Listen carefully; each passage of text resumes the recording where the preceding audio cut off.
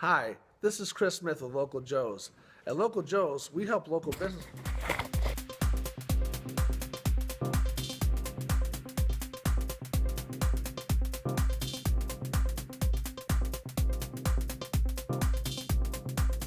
Hi, this is Chris Smith with Local Joe's.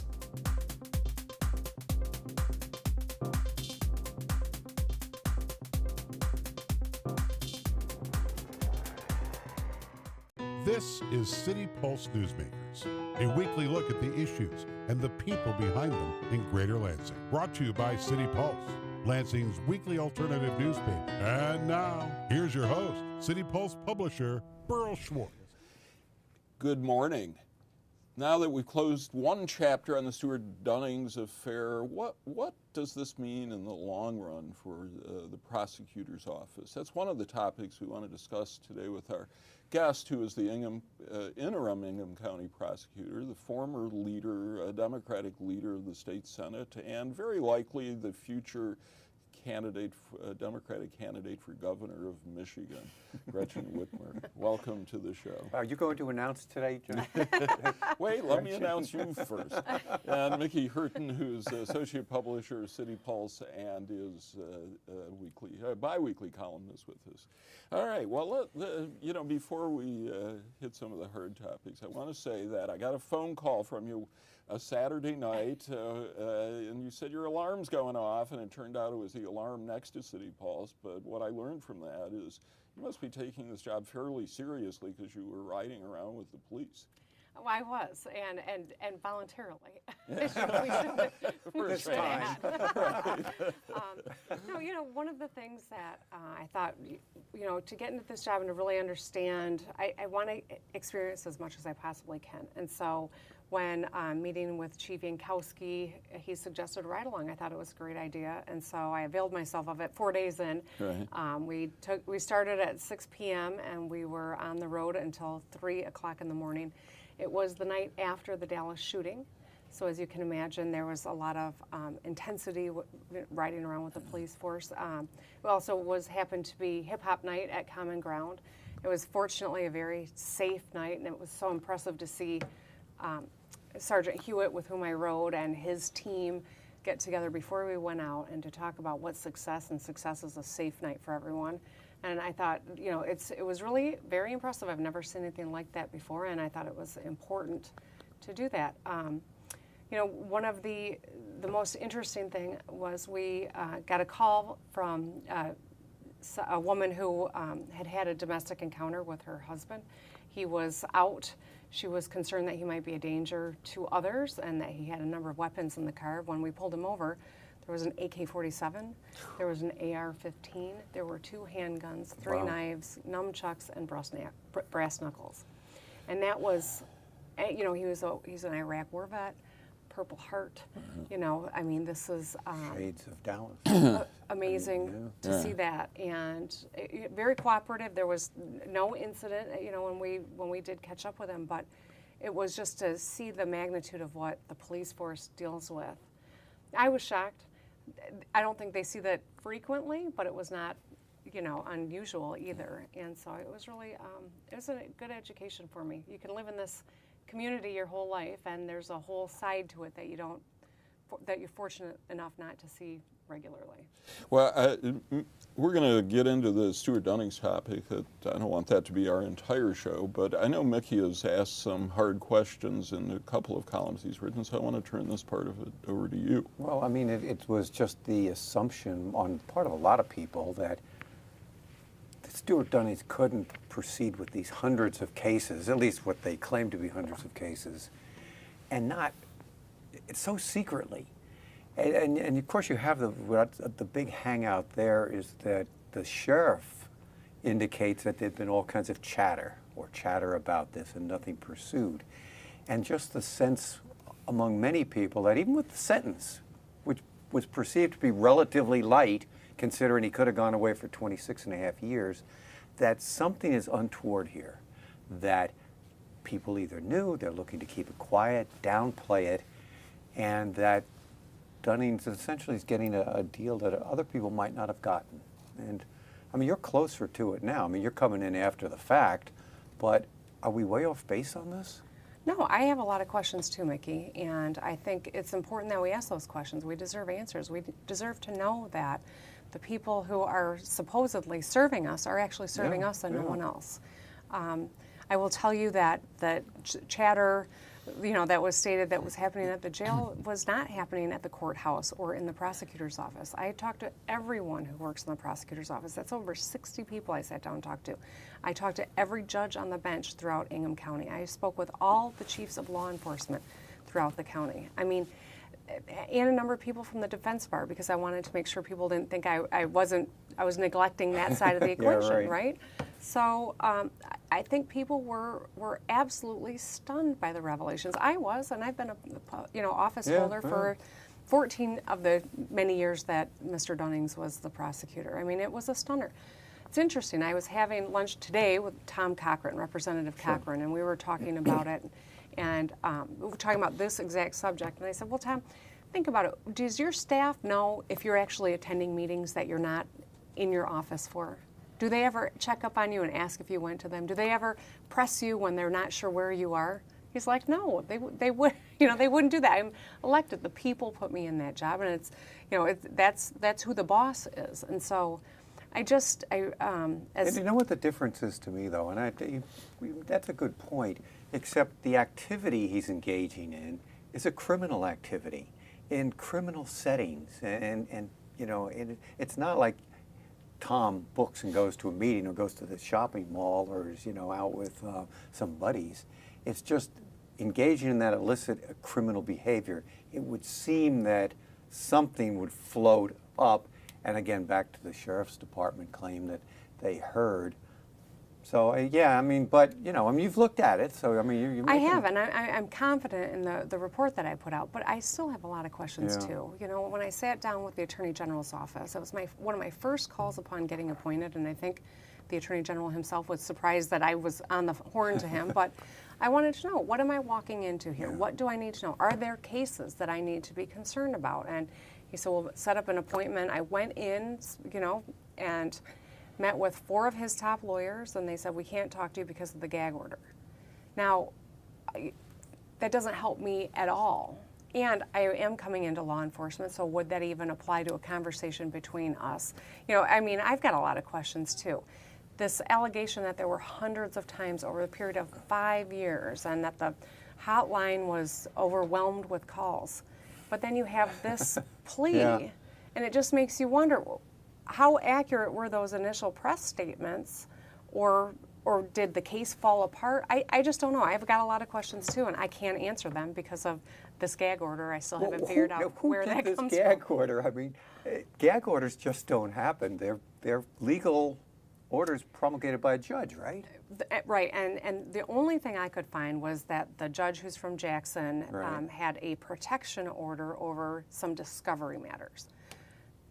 Not a gag order. From my reading of it, it wouldn't apply to that conversation I was trying to engage in, but maybe there's something I don't know, and that's why I think it is good that you're still asking questions, and that we should be asking Do you those think questions. that are you going to keep working on this and trying to tease it out?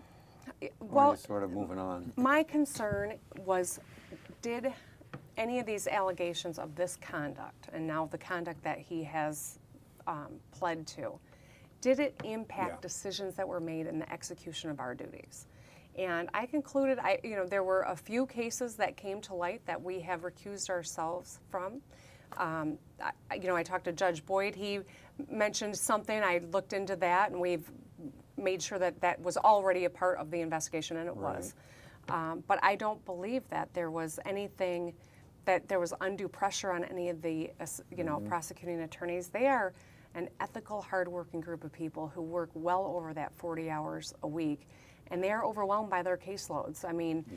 And I think, to Mr. Dunning's credit, he's put together a good team, and they worked their tails off, and I think he gave them a lot of autonomy and wasn't around very much. I think this is going to be a campaign issue, though, because I talked to Billie Jo Barry yesterday, and as the Republican in a pretty Democratic district, she sees this as an issue, I believe, that looking more deeply into this and looking into whether the Democratic, political establishment has somehow downplayed this. I mean, politics is politics, but I don't think we've heard the last of it, even once you've moved on. Well, I guess all I would say is, I don't think Bill Schuette falls into the Democratic establishment, so No. I feel pretty comfortable that.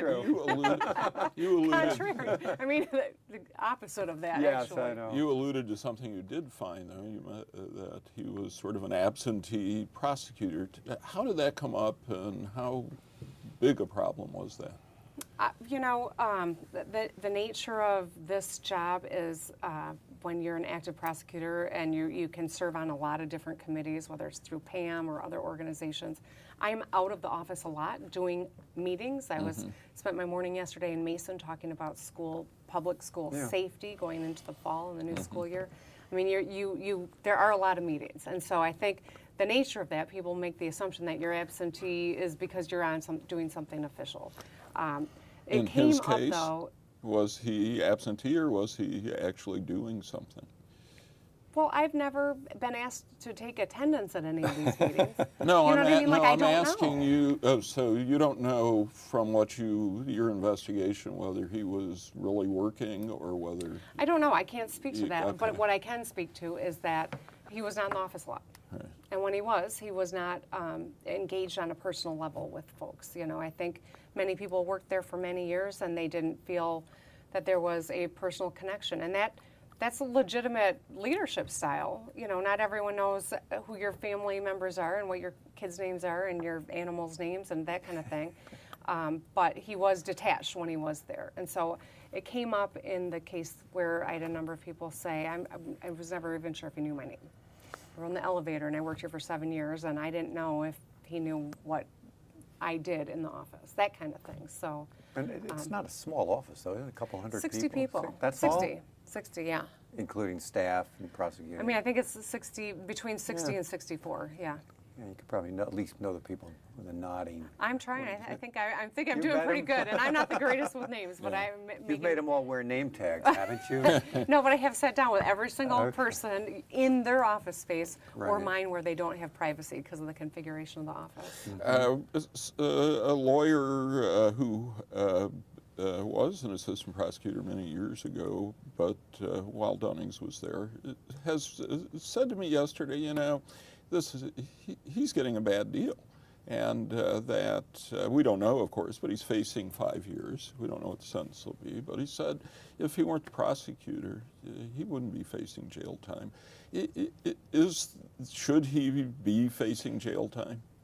I mean, would anybody else be facing jail time, whether they should be or not? You can go up for a felony and not face jail time. Let's hear what you have to say on I'm this. just So I have a lot of questions that haven't been answered, and I don't know what the nature of their negotiations are, and I don't know what the scope of their investigation is. Is this all-encompassing of all the issues relating to this incident? I don't know that we can say that definitively because the Attorney General's office hasn't briefed me or shared information with me, and neither is the Sheriff's office, to and be there's honest. a gag order. And there's this mysterious gag order. No, whatever it is. Do but, Johns go to jail in Ingham County? Sure. They do? But the human trafficking piece was the felonious allegation, right? And that was the piece that was so highlighted in all of the press work, and that it was part of a federal investigation, and that was what was so trumped up. Prosecutor or not, if that's really the charge, then that's very serious. But that was the one that got pleaded away. Pled down, yeah. But the other But they're interesting thing keeping is all the details, though, right? I mean, as they look at this new charge, the details of the pandering and prostitution charge are the basis for the new charge, correct? Right. So, I mean, Right. there's enough validity in those to keep them at least in this. And does he plea end deal. up doing 5 years? Yeah. Right. We'll see. The sentencing's not until, well, I don't even know that it's been scheduled, but it will be supposedly here in Ingham County, and that has yet to happen. So we'll see what it really ends up being. But I do know that he was arrested where Cindy Gamrat and Todd Corser were allowed to turn themselves in. I mean, I think there are a lot of questions as to whether or not this was handled the way that any other citizen would have been handled, and to the benefit or to the detriment? I mean, I think there's a lot of questions we could ask about that. Well, the elections now, we have two women facing each other, which is something of a breakthrough. But one of the concerns that City Pulse raised in its editorial is that we need a prosecutor who is open-minded to the possibility of a clean sweep in that office. And only one person said he would do that. That was Thomas English, who didn't win. But do you feel confident that this is a solid staff that largely should be left intact? Because there are a lot of people are skeptical about that. You know, to the extent that the concerns are about because of Mr. Dunning's behavior, I don't see that having bled in. I think that staff is one of the hardest working groups of people with whom I've had a chance to work. It's like a law firm. They work as many hours, but they're not compensated like they could be in the public sector because in the private sector, because they take pride in the work that they do. You know, it's rare to get patted on the back and say, good job, because the circumstances that bring people to interface with the prosecutor's office are, you've lost a loved one, or you've been harmed and you're seeking justice, or it's a termination of parental rights, which is in the benefit of a kid's safety and health. Mm-hmm. You know, the nature of the work, it's like going to the dentist, you know, and who's ever excited to interface with that office? But yet, every day, the people in that office are doing things that are really meaningful in this community. You know, I talked to caseworkers who have been invited to weddings of victims that they've been advocates for in the process. You know, they don't go, they can't because it would be a conflict, but that's how close some of these relationships are. We've got people in the prosecutor's office who've been acknowledged for so many different awards. The FBI gave an award to Andrew Stevens in the office, for instance. Bill Carino, I've got John DeWayne, Lisa McCormick. I mean, we've got people in that office that have done amazing work, but work that's just not celebrated because of the nature of what we do. All right. Well, you had talked about it. It's interesting because we talked about this earlier, but you spoke of Lisa McCormick, the number 2, and pretty high praise for her, saying that during this Dunning's absences, whatever reason, and during this time of, he's been under the charges, that she's kept the office together.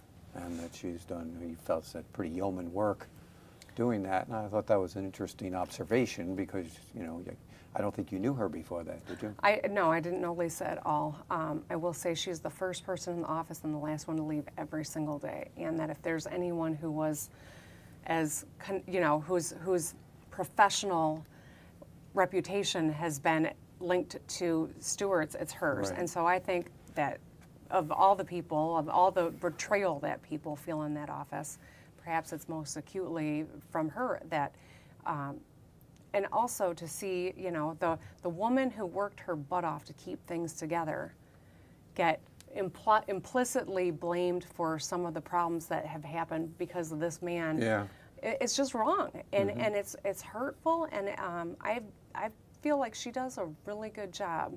She's not universally, liked because she's been running the show and she runs a tough ship. There's no question. Bosses aren't always popular. I wasn't. I wouldn't know. I had a big staff in the Senate, and you got to make tough decisions when Right. you're leading. So you've got detractors, and detractors, especially in the era of online comments, can say whatever they want. Yeah. But the fact of the matter is, I think that she's operated with real strong ethical governor, and I feel like she's the reason that the office didn't fall apart. Well, and I'm glad you said that because in one of the columns I wrote, I raised the issue that, the number 2, but again, I'm doing it from outside, and, your view is done. You can't blame Hillary Clinton for all of Bill Clinton's problems, right? That's not right. That's not right. Let's, well, now that we've turned to politics, let's talk a little politics. So you are full-time until the end of December in the prosecutor's office, but where are you in the process of deciding for sure that you want to run for the Democratic nomination for governor? Well, I really thought after 14 years in the legislature I would leave and be ready to go into private practice and resume a private life and to continue to be a good Democrat from the outside and help people, but I am so frustrated with what we see coming out of the Capitol. And we deserve so much better. I love the state of Michigan. I've been here my whole life. I plan to stay here my whole life. But I look around at the state that my girls are growing up in, and sometimes it doesn't even resemble the one in which I was raised. You know, we used to be leaders in public education and make it a priority. We used to have infrastructure that would move us around safely, but move us forward. People could afford to get a degree after high school because we saw that that was a benefit to all of us, and we subsidized all of the tuition, you know, to 75%. Now it's lopsided. It's a college tax. We used to do things a lot differently here in Michigan, and somehow over time we've been lulled into accepting mediocrity or lagging the nation on these important factors. I've got a friend who he's thinking about moving out west because both his kids live out west. He doesn't want to. He loves Michigan. He wants to stay here, but his kids think Michigan's an intolerant state that doesn't have the school opportunities for their kids, that they look at us as backward and punitive and not having as much opportunity. We can do better. We deserve better. And I really believe that. And I think I might be able to help us achieve that. And so I'm seriously considering running. I have been, and I would anticipate making some sort of a decision by the first quarter next year. That early? I think that's what it's going to take. Yeah. I really do. The pendulum always swings in politics. Is it swinging now back toward the Democrats, you think, in the state, and why? And in the legislature particularly, because, you know, you get in there with a Republican House and a Republican Senate, and it's gridlock. Right. And I think that's what people why they rejected, you know, Bonero after, you know, Granholm left, because they said, well, he gets in. I mean, a lot of reasons, but he gets in. We have a split government. We get nothing done.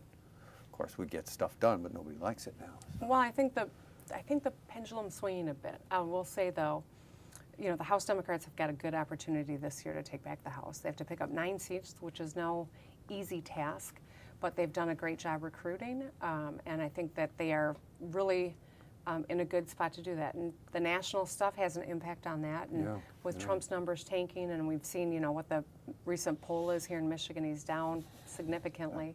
9%. 9%, which is big in Michigan. I think there's a great opportunity for them. But our system of redistricting is so backward and so partisan that taking back the Senate would be, you know, hard to imagine until we put some fairness into how we do redistricting. So if you could get the House, you would be able to, after maybe on the 2020 census, at least get some balance back into that process. I mean, that would got to get one foot in the game somehow. Absolutely. And when I was in the Senate that last term, you know, we had almost 50% of the people in the state voted for Democrats for Senate. Yeah. We have 11 out of 38 seats. And that tells you how gerrymandered those districts are. If it's 50% of the vote gets 11 seats out of 38, that tells you how wrong and how bad that system is. If you were to run for governor, would you get the support you need? Because the Democratic Party in the state, in my opinion, is weak. They just don't seem to get it together. They don't get the right amounts of money. The national, we don't seem to get a lot of national support. I don't think Bonero did when he ran. Can you do it? I mean, can you get can you put up the infrastructure to make a good run? Absolutely. And, you know, I think after this 8 years that we've just endured, people are going to be more motivated than ever to work hard and to get organized and to put out a message that people can grab onto and vote for. You know, we've seen a couple of cycles where, you know, the campaign's predominantly about why you should vote for the other guy. People need a real optimistic plan to vote for, and I think that will make a big difference. But, you know, we've had 8 tough years. Everyone has felt the brunt of the decisions that Snyder and company have made in Lansing. And that, more than anything, is you know, an enormous factor. But we also got to have a candidate that is willing to take tough stands and put forward a thoughtful, bold vision and is ready to fight for it. What would be a tough stand on your part? What would be a tough stand? Well, I think that the way that this governor has decimated the education funding in our state, and his phony road plan, and the fact that we won't have Medicaid dollars from Obamacare flowing in after 2020, he's really set us up for some big financial problems. And I think it's going to be incumbent on us to really have a tough but true and optimistic conversation about where we go as a state and how do we fund the things that are important to us. If Schuette is the Republican nominee, is he, because of what he's doing on Flint, is he going to be bulletproof on that issue? Or do you see Flint being a big issue regardless of who the Republican is? Nobody's bulletproof, number one. And number two, Flint will remain an important issue that I think everyone is going to talk about. But we've got so many issues in the state of Michigan. And, you know, the Attorney General has staked out a lot of territory on a lot of different issues. And I think if that ended up being a matchup, who knows, that would be a real substantive debate about a lot of issues. Well, let's remember that Flint, I mean, he sat on his hands for a year plus while it was obvious there were problems there, and only when it became a politically expedient did he get off his butt and get in there and make an issue out of it. I mean, there was lots of opportunity early on to do the right thing. But whether people will remember that, or all they'll remember is he's the guy who prosecuted people and probably sent some of them Someone to jail. will remind them. I think Michigan voters are pretty smart. Well, how come they've made such bad decisions? I think we were buffaloed. I really do. I think a lot of people thought that this governor was, he came from Ann Arbor. He's a nerd. He must like education. He must be somewhat progressive. Bill Milliken endorsed him. He didn't say much. We didn't know anything about him, and so I think he got a lot of independents, and even some Democrats voted for him. I think we are a state that tends to have 8 years of one party, and then it goes to 8 years of the next, and at least that's how it's been in the last number of cycles. So, and then his reelect, we didn't know about Flint. It was a real problem at the time, but it was not a problem that people were focused on, and we didn't appreciate the magnitude of it.